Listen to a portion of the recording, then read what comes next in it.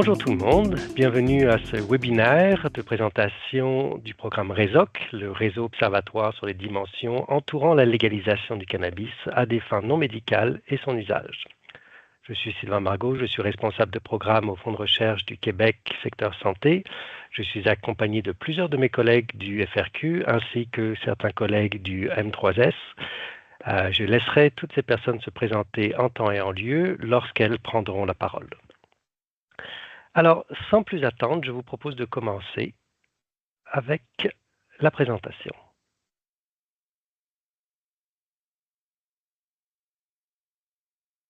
Veuillez-vous me confirmer juste si on voit bien tout le Oui, monde? c'est parfait, Sylvain. Merci. Merci, Michael. Donc, le programme sera dirigé par moi-même et par Michael Bernier, qui est coordonnateur au développement de projets de partenariat au secteur santé.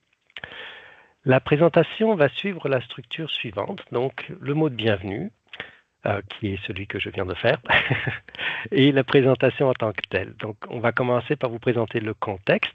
Ce sont mes chers collègues du M3S qui vont s'occuper de cette section-ci. Ensuite, nous allons détailler les objectifs et les besoins. Je laisserai la parole à mon collègue Michael Bernier pour ça.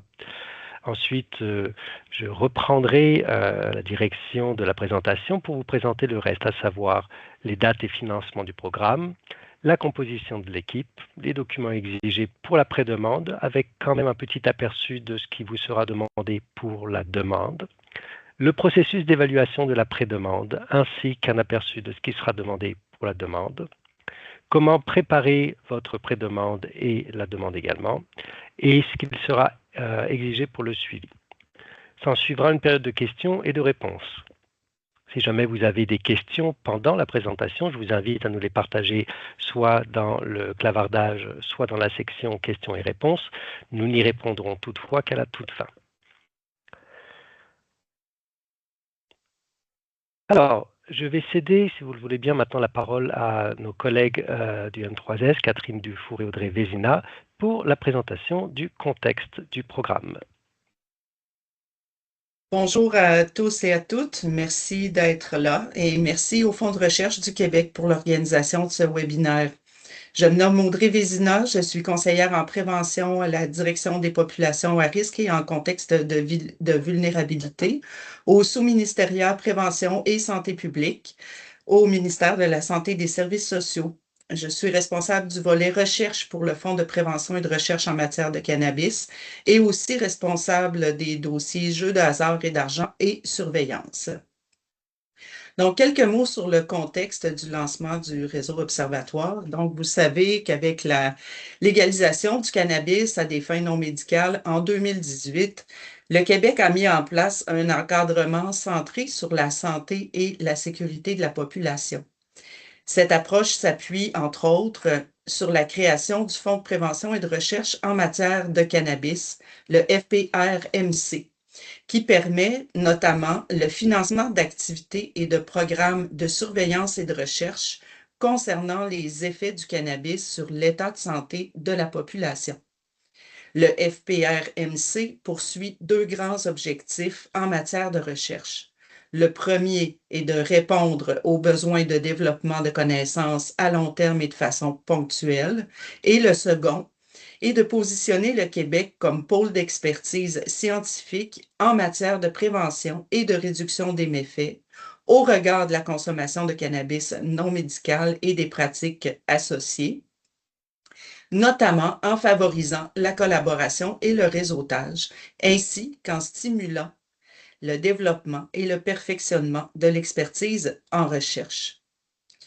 C'est donc dans cet esprit qu'en 2021, le ministère de la Santé et des Services sociaux a lancé l'Initiative québécoise de recherche sur le cannabis et la santé, où 17 projets ont été financés qui ont permis de mieux comprendre les habitudes de consommation, les effets sur la santé et les stratégies de prévention. Ces travaux constituent certes une base importante de connaissances, mais plusieurs questions demeurent au sujet du cannabis non médical. Comme les connaissances et les pratiques évoluent rapidement, le Québec souhaite se doter d'une capacité de recherche capable de suivre les tendances émergentes et d'éclairer la prise de décision. C'est pourquoi le réseau Observatoire sur les dimensions entourant la légalisation du cannabis à des fins non médicales et son usage sera mis en place et qu'il mise sur une approche globale, interdisciplinaire et intersectorielle. Car comme on le sait, les enjeux liés au cannabis dépassent le domaine de la santé et des services sociaux. Ils touchent aussi, par exemple, l'éducation, le travail, la sécurité publique, la justice et l'économie. Enfin, les orientations récentes en santé publique, comme la stratégie nationale de prévention en santé et le programme national de santé publique, viennent renforcer cette vision.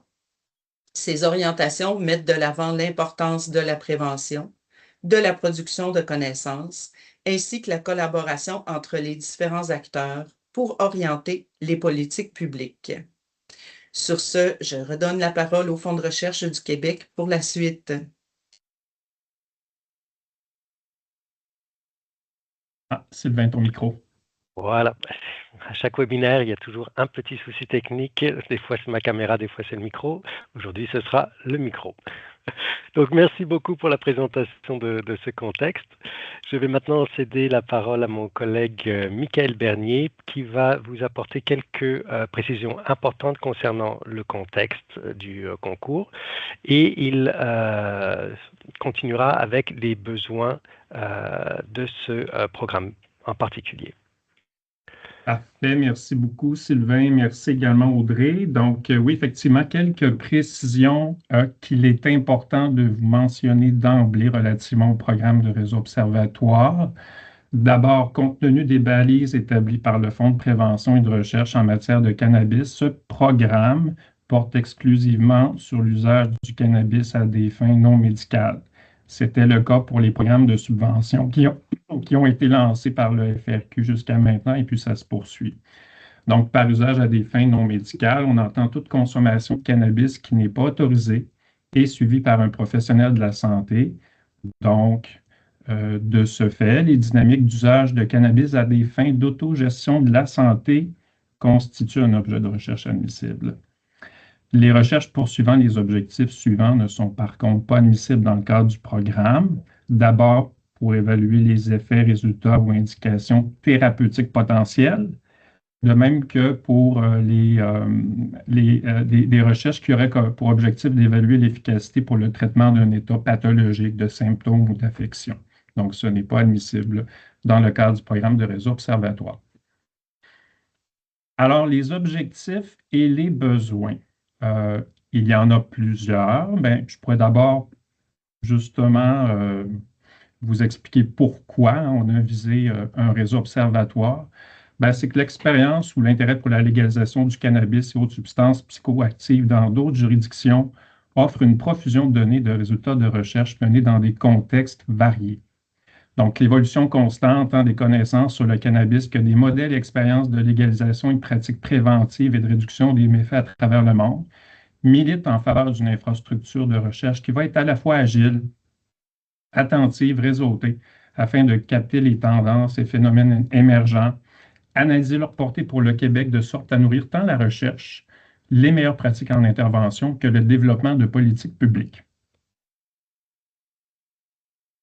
Merci. Donc, toutefois, il reste beaucoup à faire pour comprendre les différentes facettes de l'usage du cannabis non médical sur la santé et les enjeux sociaux et sociétaux liés à sa légalisation.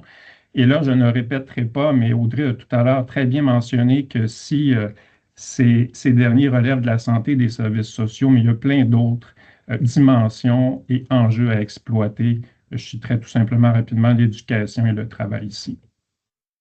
C'est la pause suivante. Alors, l'objectif 1, en fait, il aurait pu y avoir un S parce qu'il y a quand même plusieurs sous-objectifs à ce grand objectif. En fait, pour le premier, je vous dirais, c'est un petit peu la visée de tout réseau, en particulier le réseau observatoire sur le cannabis, parce qu'à notre connaissance, il n'y a aucune initiative existante à ce jour en la matière. à l'échelle planétaire, si je peux dire. Donc, d'abord, positionner le Québec comme chef de file de la recherche en la matière, notamment en mobilisant les expertises autour de la thématique et en favorisant la mise en commun des ressources. Encourager la collaboration, le développement de nouvelles expertises au sein de la communauté scientifique, comme mentionné. Intégrer les savoirs expérientiels et la participation citoyenne dans ces activités, très important également. Et mobiliser les connaissances auprès de différents acteurs, actrices, non seulement des milieux académiques, mais aussi des milieux de pratique et décisionnels. Et bon, on parle d'un réseau observatoire, alors on y arrive à la portion observatoire, donc assurer une fonction de veille stratégique en documentant de manière continue, par exemple, les tendances en matière de législation, de consommation, l'évolution des produits, les phénomènes émergents, les meilleures pratiques, de même que les nouvelles connaissances relatives à l'usage du cannabis à des fins non médicales, tant au Québec, au Canada qu'à l'international. Voilà. Donc, il y a des besoins qu'on dit généraux et des besoins spécifiques. Bon, les besoins généraux sont ceux que je pourrais dire qui se rattachent, qui sont en adéquation avec les besoins qui sont exprimés à travers des infrastructures de recherche comme des regroupements ou des réseaux thématiques. Donc, je vous les nomme. D'abord, mobiliser un nombre conséquent de chercheurs et de chercheuses issus de domaines diversifiés afin de développer une programmation porteuse d'une perspective qui sera intersectorielle. Créer un effet levier, entre autres par le déploiement de projets pilotes et stratégiques. Renforcer l'intégration des connaissances dans les pratiques et politiques en rassemblant et mobilisant les milieux producteurs et utilisateurs des connaissances. Alors, il y a des mots en caractère gras, ils sont importants. Je reviendrai sur certains d'entre eux, entre autres le nombre conséquent de chercheurs et de chercheuses. Voilà. Merci Sylvain. Donc, on poursuit avec les besoins généraux. Fédérer les forces vives de l'écosystème de la recherche en tirant profit de la complémentarité avec les structures existantes. On aurait pu mettre l'accent aussi en gras sur le mot complémentarité, qui est très important. Capitaliser sur les collaborations provinciales, nationales et internationales entre les partenaires et les acteurs et actrices au-delà des disciplines, des institutions, des secteurs et des milieux. Bien sûr, soutenir la relève étudiante et les chercheurs et chercheuses en début de carrière, très important de se faire, en particulier dans un domaine où il reste beaucoup à accomplir, donc on veut qu'il y ait une bonne relève en la matière. Et c'est un vœu pieux peut-être, mais on pourrait dire que c'est quand même un besoin, mais faire preuve d'ambition, d'originalité, d'audace et se soucier de la diversité et de l'inclusion. Ça va aider le réseau à devenir un chef de file en la matière. Allons-y maintenant pour les besoins spécifiques qui répondent à des besoins plus ciblés en lien avec cet appel. Donc, d'abord, prévoir des mécanismes permettant d'élargir les perspectives et faire évaluer la programmation de recherche et de mobilisation des connaissances au regard de l'évolution des diverses dimensions entourant la légalisation du cannabis. Effectuer une veille stratégique qui permettant de collecter et d'analyser des informations pour monitorer les tendances en matière de législation, consommation, évolution des produits, pratiques et actions prometteuses, etc. Et animer et coordonner la mobilisation des connaissances relatives au cannabis non médical au bénéfice des différentes parties prenantes, en partageant régulièrement les connaissances auprès de publics ciblés. Également, toujours en lien avec les besoins spécifiques, offrir une interface structurée entre la communauté de recherche et le ministère de la Santé et des Services sociaux afin de favoriser la transmission continue des connaissances sur le cannabis non médical. Mobiliser les savoirs expérientiels et la participation citoyenne en impliquant de manière concrète et significative des personnes usagères et ou leurs proches, entre autres dans la gouvernance.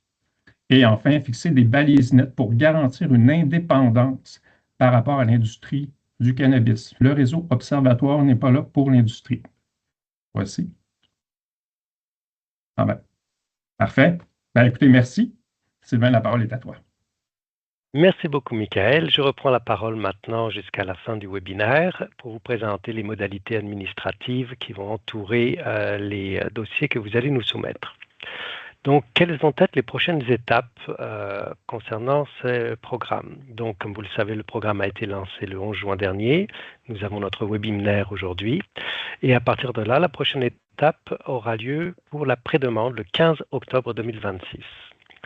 une fois l'admissibilité administrative des projets soumis réalisée, vous passerez à l'étape de la demande, dont la date limite est le 24 février 2027. On n'a pas mis les heures, mais comme d'habitude, les étapes de pré-demande et de demande sont valables jusqu'au jour même 16 heures. Les résultats seront annoncés la fin avril 2027 et le financement prendra effet à partir du 1er mai 2027. Parlons du financement en tant que tel. Donc, le financement est une subvention de 4 800 000 qui sera versée à hauteur de 600 000 par année et sur un intervalle de 8 ans. La composition des équipes. Donc, je vais passer un petit peu de temps sur cette diapositive-là. On avait essayé de mettre le plus d'informations possible sans surcharger et naturellement, il y aura des informations supplémentaires que vous retrouverez dans les règles de programme, mais que je vais me faire un plaisir de préciser ici. Donc, le réseau observatoire doit être dirigé par 2 personnes codirectrices dont le rôle principal est d'assurer le leadership nécessaire à la vitalité du réseau observatoire et à la pertinence et qualité scientifique de ses activités.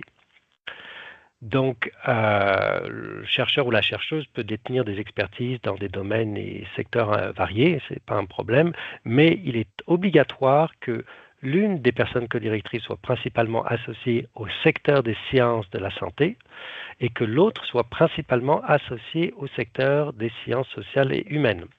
Parce qu'en fait, l'objectif, c'est tout simplement de bien incarner le caractère intersectoriel du réseau observatoire. Pour vous aider là-dedans, il y aura un document explicatif qui sera à remplir et à joindre au formulaire de pré-demande et de demande complète. Nous allons voir ça tout à l'heure. Les statuts de recherche peuvent être les statuts 1, 2 ou 3 des règles générales communes. Nous tenons à souligner, et c'est très important, que les personnes dont les domaines d'expertise sont en lien avec le secteur de la nature des technologies peuvent tout à fait contribuer à la réflexion et aux travaux sur les dimensions entourant la légalisation du cannabis à des fins non médicales et son usage, et peuvent absolument se joindre aux équipes en tant que co-chercheurs et co-chercheuses. À ce titre, vous avez donc différents co-chercheurs et co-chercheuses de tout statut et de tout secteur qui peuvent s'ajouter à la tête d'axes, par exemple, ou de thématiques ou de plateformes. Alors, une autre condition importante en ce qui concerne les personnes codirectrices, il est essentiel que les 2 personnes proviennent d'établissements différents.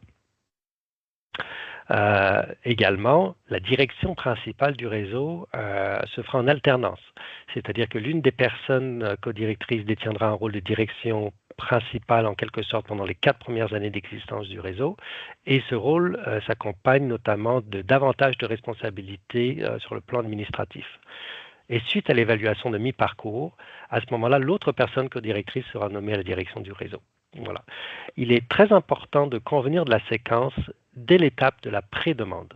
Donc, dès que vous allez commencer en fait à ouvrir un formulaire, ayez ce point-ci en tête. Étant donné la portée nationale du réseau observatoire, puis on cherche vraiment à aller chercher des partenaires pour capter des réalités régionales, l'inclusion dans l'équipe de co-chercheurs et de co-chercheuses provenant d'une variété de régions du Québec est très vivement encouragée. En ce qui concerne le nombre de personnes qui doivent participer, donc à l'étape de la pré-demande, nous exigeons un minimum de 10 personnes. Et c'est vraiment un minimum parce que d'autres personnes pourront, voire devront se joindre à l'étape de la demande de façon à étoffer l'équipe du réseau observatoire. Quels documents sont exigés? Alors, nous allons regarder à la pré-demande.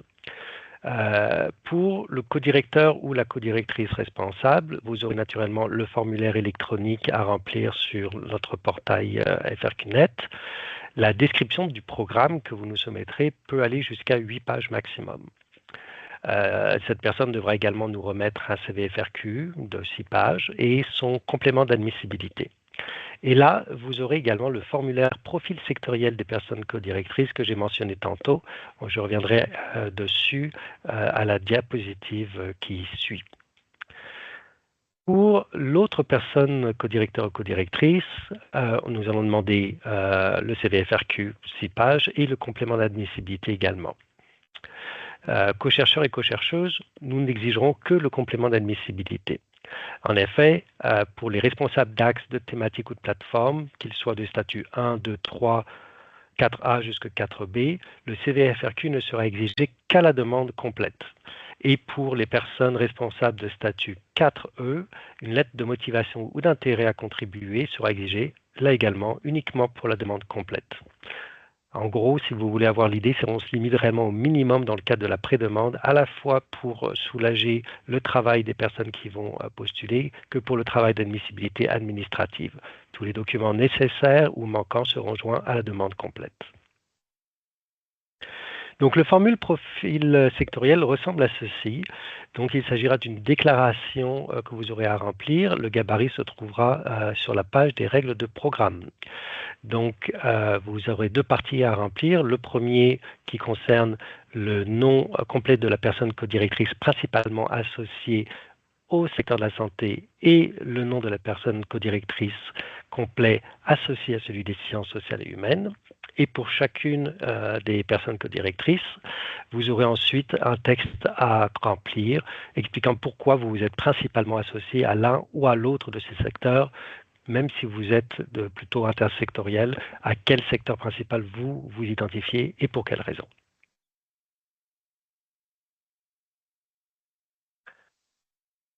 Si jamais vous êtes co-chercheur, le consentement est obligatoire avant la date limite de l'établissement gestionnaire. Et pour ce faire, je vous encourage à aller voir dans votre espace portfolio, dans la section Mes formulaires, vous aurez normalement une invitation à vous joindre à Résoc et vous pourrez le faire en allant tout simplement sur le lien cliquable visualisé. C'est là que vous pourrez ensuite accepter et la personne responsable recevra une notification l'informant de votre consentement. Alors, un petit aperçu non exhaustif des documents qui pourraient être exigés à la demande, plutôt qui pourront être exigés à la demande. Donc, pour le codirecteur ou codirectrice responsable, le formulaire électronique plus étoffé, vous avez cette fois-ci jusqu'à 16 pages pour décrire votre demande. Le CVFRQ de 6 pages. On vous autorise jusqu'à 8 pages de tableau et de figures. Nous exigeons également un organigramme du réseau détaillé. Les lettres et liste et lettres d'appui des collaborateurs, collaboratrices et partenaires. Et à nouveau le formulaire de profil sectoriel des personnes codirectrices. Pour les co-chercheurs et co-chercheuses responsables d'axes, de thématiques ou de plateformes, le CVFRQ qui manquait à la pré-demande, c'est le moment de le déposer, et le complément d'admissibilité si vous vous êtes joint entre-temps à l'équipe. Si jamais vous étiez déjà signalé dans la pré-demande, il n'est pas nécessaire de joindre à nouveau un complément d'admissibilité. Il en va de même pour les autres co-chercheurs et co-chercheuses, le complément d'admissibilité seulement si vous n'étiez pas mentionné lors de la pré-demande. Alors, vous pourriez vous demander pourquoi est-ce qu'on ne demande pas le CVFRQ de tous les co-chercheurs et co-chercheuses. Eh bien, tout simplement, c'est selon la taille du réseau qui va être suggéré, ça va être un énorme travail de préparation pour l'équipe qui remplira le dossier. Et ce sera également un très gros travail d'évaluation pour le comité. Donc, on s'en tient à ce qu'on estime être vraiment le strict minimum pour arriver à évaluer dans quelle mesure le dossier qui sera déposé, l'équipe qui sera suggérée, répondra aux besoins de l'appel d'offres. L'évaluation. Donc, un petit rappel en ce qui concerne les processus d'évaluation. Donc, je rappelle que l'évaluation des pré-demandes sera effectuée par des personnes représentant du M3S, les personnes d'autres ministères, des personnes des milieux de pratique ou des citoyens ou citoyens partenaires pourraient se joindre au comité. Les recommandations du panel d'évaluation seront transmises au comité d'évaluation des demandes complètes. Donc, le comité qui évaluera votre demande complète saura ce qui aura été recommandé lors de la pré-demande. Les équipes, donc, devront tenir compte des commentaires, des suggestions émis à cette étape-là ou justifier leur choix de ne pas le faire. Vous restez libre d'abonder dans le sens des recommandations ou non. Une fois l'évaluation des pré-demandes complétée, les équipes retenues seront invitées par le FRQ à déposer une demande complète. Comment savoir si vous avez passé le stade de la pré-demande? Eh bien, c'est très simple. Pour être recommandé pour financement, vous devez avoir obtenu des notes minimales de 70% à chacun des deux critères suivants, à savoir la capacité à répondre aux besoins généraux de 1 et de 2, votre capacité à répondre aux besoins spécifiques énoncés dans l'appel. Besoins spécifiques que Michael vous a énoncés tout à l'heure, et besoins généraux aussi. Alors, quels vont être les critères d'évaluation pour la demande? Donc, c'est un aperçu. Je ne vais pas passer à travers parce que ce serait un petit peu long et fastidieux.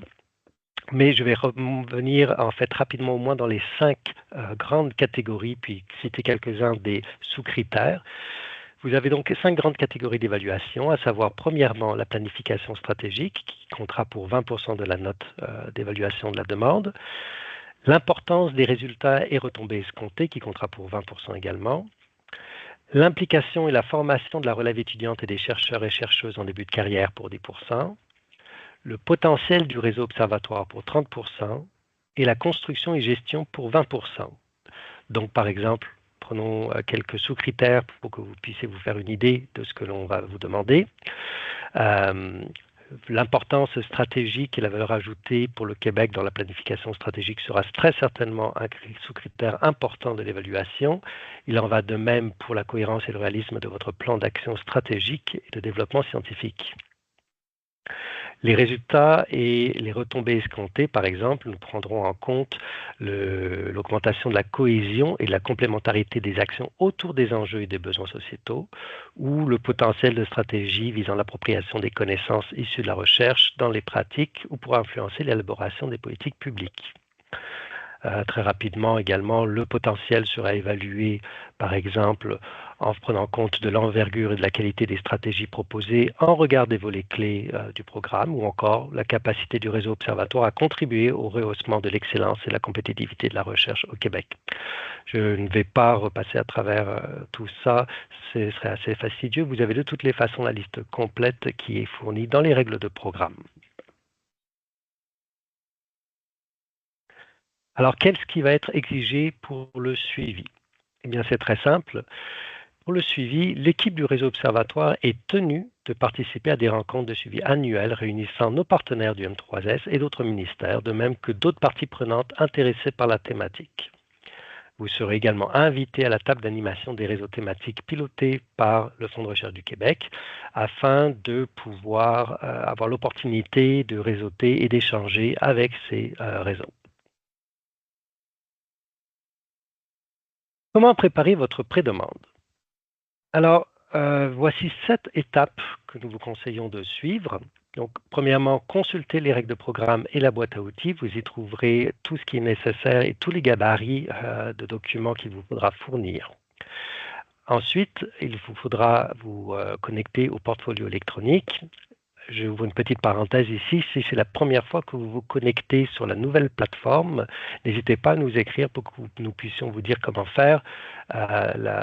C'est assez simple comme procédure, mais il faut juste des fois trouver comment, pas toujours évident de trouver du premier coup, comment connecter son ancien profil au nouveau profil. Troisième étape, naturellement, ouvrir votre formulaire de pré-demande dans l'ancien portail FRQNet. Je vais vous montrer comment faire tout de suite après. Remplir le document, vérifier bien les documents exigés, que vous ayez bien tout soumis. Remplir et joindre votre CV FRQ à la pré-demande. Surtout, très important, soumettre le formulaire avant la date limite de l'établissement, parce que dans ce cas-ci, même s'il s'agit d'une pré-demande, étant donné la taille de l'initiative que nous lançons, l'approbation de l'établissement sera requise pour l'étape de la pré-demande. Et enfin, n'hésitez pas à faire le suivi auprès de votre établissement pour la soumission finale. Alors, revenons un petit peu à tout ce que je viens de dire, mais de manière un peu plus visuelle. Donc, vous aurez la page des règles de programme qui contiendra tout ce que nous venons de dire et bien plus. Notamment, vous aurez la liste complète des sous-critères d'évaluation pour la demande, la liste complète des documents à fournir, tous les besoins spécifiques et généraux mentionnés par Michael et le contexte mentionné par Audrey se retrouveront là. Vous aurez une boîte à outils qui contiendra les nombreux gabarits, des liens vers les règles générales communes, vers les principes de gestion des réseaux thématiques, etc. Donc, n'hésitez pas à vous référer souvent aux règles de programme et à la boîte à outils, et naturellement à nous contacter si vous ne trouvez pas l'information que vous cherchez. Nous avons passé récemment à un nouveau portail pour la gestion de nos programmes, mais une partie se fait quand même dans l'ancienne interface. Donc, comment faire pour rejoindre cette ancienne interface à partir de la nouvelle interface? C'est assez simple. Vous allez d'abord dans le menu de gauche à la section Ancien portail FRQNet et ensuite, tout simplement, vous sélectionnez Portfolio électronique.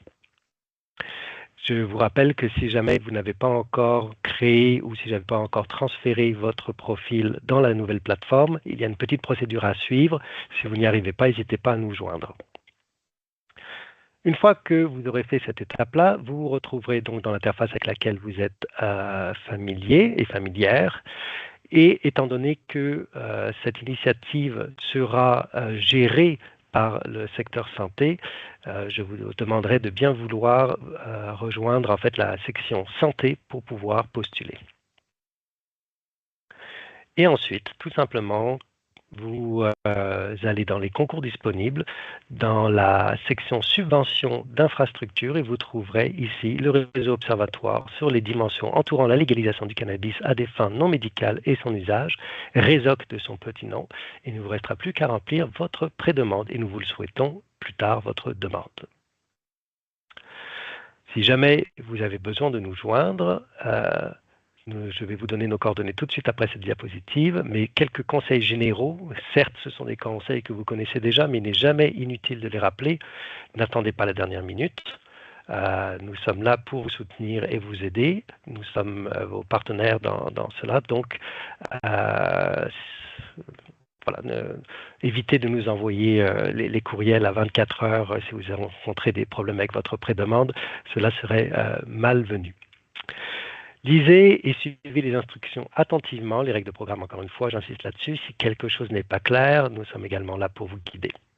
Les critères d'évaluation sont très clairement détaillés dans les règles de programme. Assurez-vous, lorsque vous rédigez vos documents, de répondre à chacun des critères d'évaluation. Alors, peut-être certains d'entre vous ont déjà participé à des comités d'évaluation. Vous savez que c'est un travail qui est quand même titanesque, très demandant. N'hésitez pas à captiver votre auditoire avec une formulation claire et dynamique. C'est toujours apprécié de la part des lecteurs et des lectrices qui siégeront sur le comité. Assurez-vous également de la cohérence entre les sections au niveau du contenu et de la formulation, encore une fois pour faciliter le travail du comité. Et n'hésitez pas à faire réviser votre demande par vos collègues et votre établissement. Un regard extérieur est toujours bienvenu, surtout quand ça fait déjà une bonne centaine d'heures que vous montez votre dossier. On finit par plus rien voir, des fautes et des mauvaises formulations que nous avons écrites. Je vais être votre interlocuteur principal en ce qui concerne ce programme. Donc, je vous rappelle, mon nom est Sylvain Margot. Vous avez ici l'adresse générique du programme. Écrivez plutôt à cette adresse qu'à mon adresse professionnelle, tout simplement parce que si jamais il y a le moindre souci et qu'il y a, par exemple, je dois partir en congé maladie, il y a toujours quelqu'un pour consulter les boîtes génériques. Donc, vos demandes ne resteront pas lettres mortes s'il m'a donné quelques malheurs. Et naturellement, si ce n'est pas encore fait, n'hésitez pas à nous rejoindre sur les réseaux sociaux. Bonne rédaction à tout le monde. Je rappelle que les informations de ce webinaire sont purement à titre indicatif. Si jamais il y a divergence avec les règles de programme, ce sont ces dernières qui prévalent. Nous sommes maintenant ouverts pour la période des questions, donc n'hésitez pas, vous pouvez le faire par le clavardage ou par la section questions et réponses. Et je pense que nous avons déjà une première question de la part de Fatma Boulouednine. Alors, aurons-nous accès à la présentation PowerPoint d'aujourd'hui, s'il vous plaît? Oui, absolument. En fait, mieux que ça, le webinaire est enregistré, donc vous pourrez avoir accès au webinaire enregistré. Voilà. Y a-t-il d'autres questions? Que ce soit pour moi, pour mes collègues du FRQ ou nos chers et estimés collègues du M3S. Je peux peut-être lire une question qu'on vient de recevoir dans la Oui. conversation de la rencontre. Donc, une question qui nous provient d'Hélène Baudry. Est-ce que les lettres d'intention seront rendues publiques comme lors du concours des réseaux thématiques? La réponse est fort probablement que non, parce que les réseaux thématiques, lors du programme, dans le cadre du programme 2024-2032, en fait, il y avait toutes sortes de thématiques possibles. Ici, on est dans une approche plus ciblée. On ne s'attend pas à des demandes très, très importantes, c'est-à-dire un grand nombre de demandes. Donc, ce ne sera pas fait. C'est la réponse que je pourrais vous donner. Merci beaucoup, Michael. Y aurait-il d'autres questions concernant le programme ou ses modalités, ou une diapositive sur laquelle vous aimeriez que je revienne parce que je me connais, je suis un grand bavard et je vais assez vite. Alors, pourriez-vous nous parler de la répartition du financement attendu entre établissements? En fait, ce sera à vous de nous faire une proposition en ce sens. OK? Donc, il y a quand même une co-direction. Donc, déjà là, on s'attend quand même à une certaine, que ce soit fait de façon proportionnelle peut-être, mais ce sera à vous de nous présenter un budget en fonction de la répartition budgétaire. Merci, Michael.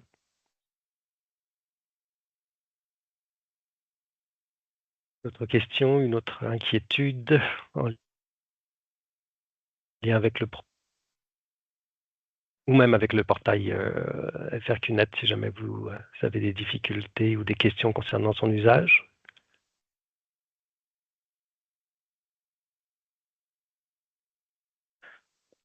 Donc, de toutes les façons, si jamais vous avez des questions, comme je vous l'ai mentionné, nous sommes joignables par courriel. N'hésitez pas, il nous fera plaisir de vous aider à travers votre rédaction.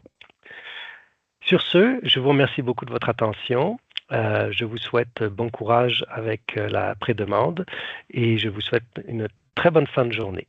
Merci également à nos partenaires du M3S et à mes collègues du FRQ d'avoir bien voulu participer à ce webinaire et nous éclairer de leurs sages conseils. À très bientôt. Merci beaucoup. Merci à tout le monde.